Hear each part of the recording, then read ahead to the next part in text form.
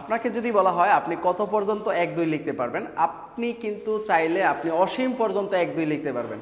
যদিও এটা সম্ভব না, বাট আপনাকে যত পর্যন্ত লিখতে বলা হবে আপনি কিন্তু তত পর্যন্তই লিখতে পারবেন। আমরা সেই 1 2টা কীভাবে লিখি সেটা আমি আগে দেখাচ্ছি। তারপর ওই 1 2 এর মতন করে কি আমরা বাইনারি 1 2 গুলো লিখতে পারবো, বা অক্টালের ক্ষেত্রেও লিখতে পারবো, বা হেক্সাডেসিমালের ক্ষেত্রে লিখতে পারবো কিনা সেই প্রসেসটা দেখাবো। দেখুন, আমরা যদি ডেসিমালেরটা লিখতে চাই আমরা কিভাবে শুরু করি, 0 1 2 3 এভাবে ডট ডট ডট 8 9 আসার পর আমরা কি করি, দেখুন এটা হলো ফার্স্ট ডিজিট আর এটা হলো সেকেন্ড ডিজিট। আমরা যেই কাজটা করি, সেকেন্ড ডিজিট লিখার পর আবার কিন্তু এই 10টি লিখি, তার মানে সেকেন্ড ডিজিট কয়টা লিখবো, টোটাল 10টা সেকেন্ড ডিজিট লিখবো এইভাবে।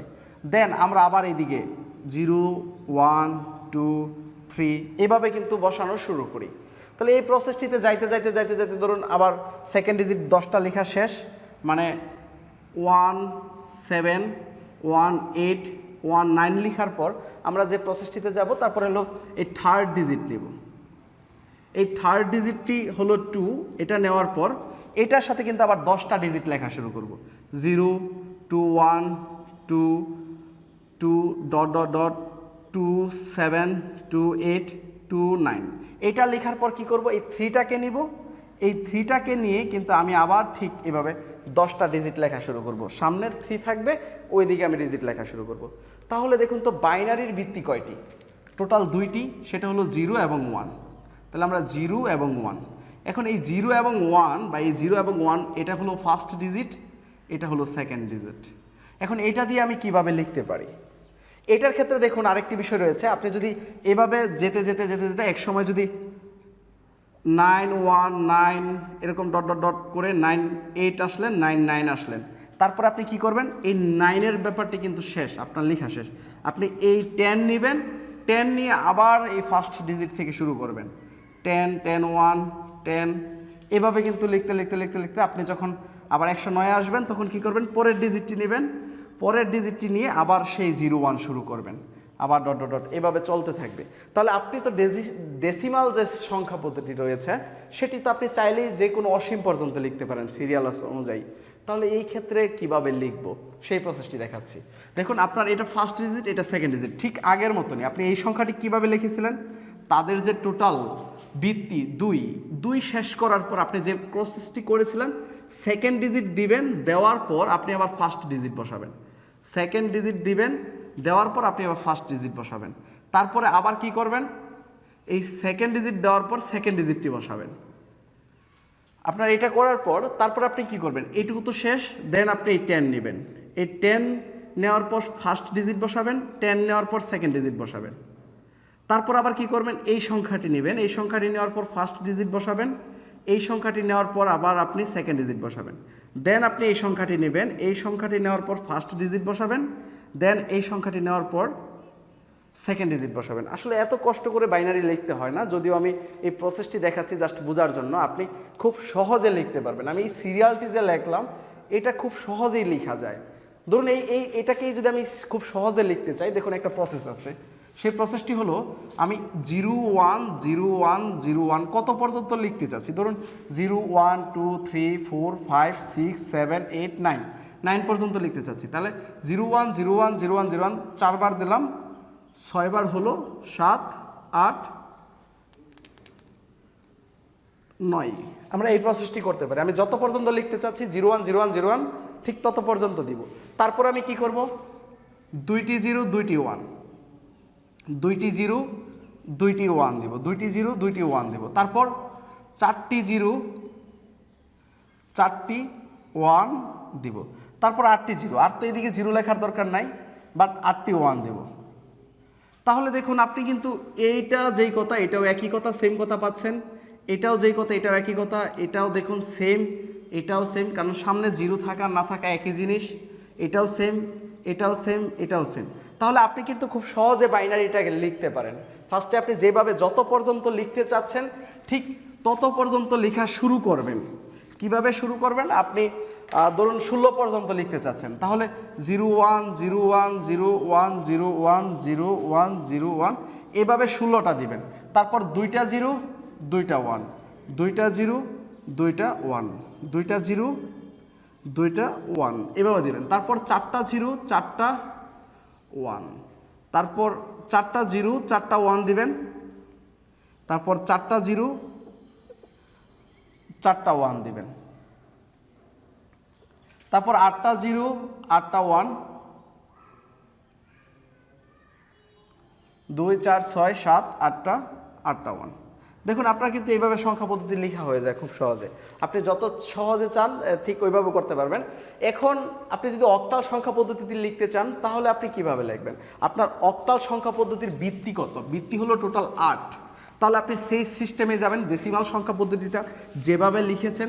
দেখুন আমরা ফার্স্টে সংখ্যা পদ্ধতির এটা যদি লেখা শুরু করি 0 1 2 3 4 5 6 7, দেখুন এখানে 8টা হয়েছে। 8টা হওয়ার পর এখানে আমরা এটা ফার্স্ট ডিজিট দেবো, এটা সেকেন্ড ডিজিট।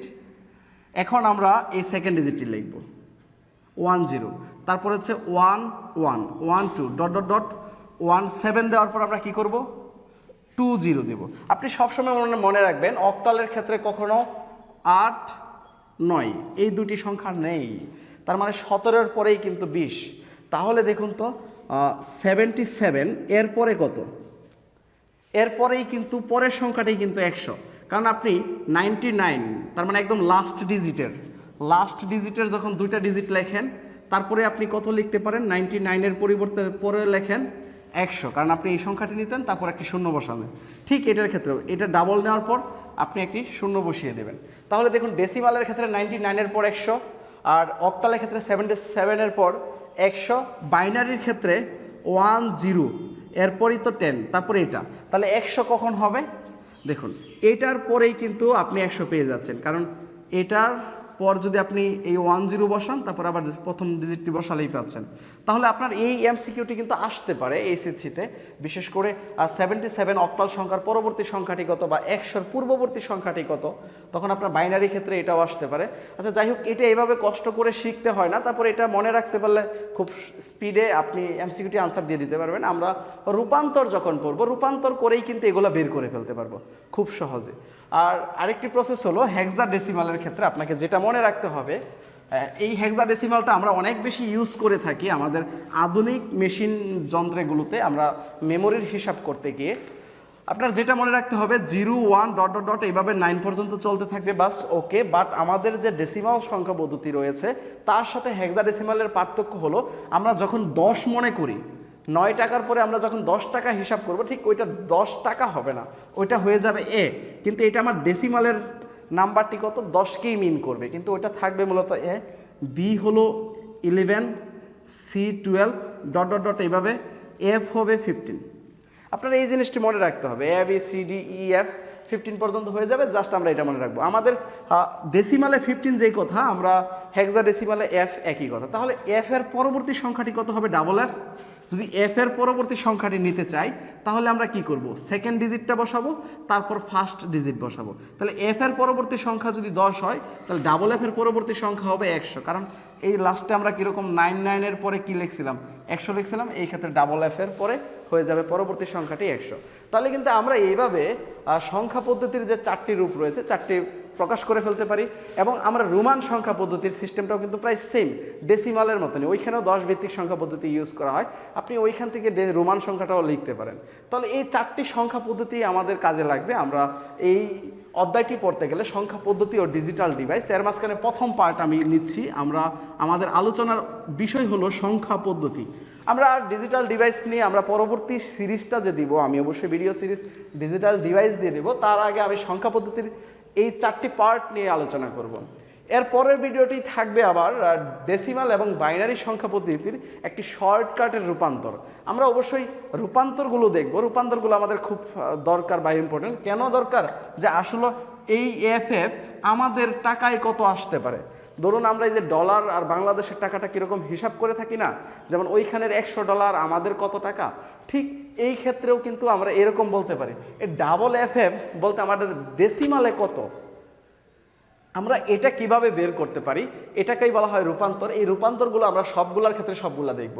ডেসিমাল থেকে অক্টালে যাওয়া যায় কিভাবে, বাইনারিতে যাওয়া যায় কিভাবে, হেক্সাডেসিমালে যাওয়া যায় কিভাবে। তার আগে আমরা একটা শর্টকাট দেখে নিব।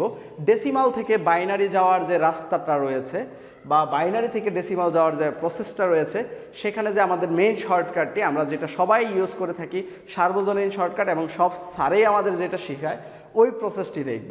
তাহলে অবশ্যই পরবর্তী ভিডিও দেখার আমন্ত্রণ রইল। ভালো থাকবেন, সুস্থ থাকবেন, আল্লাহ হাফেজ।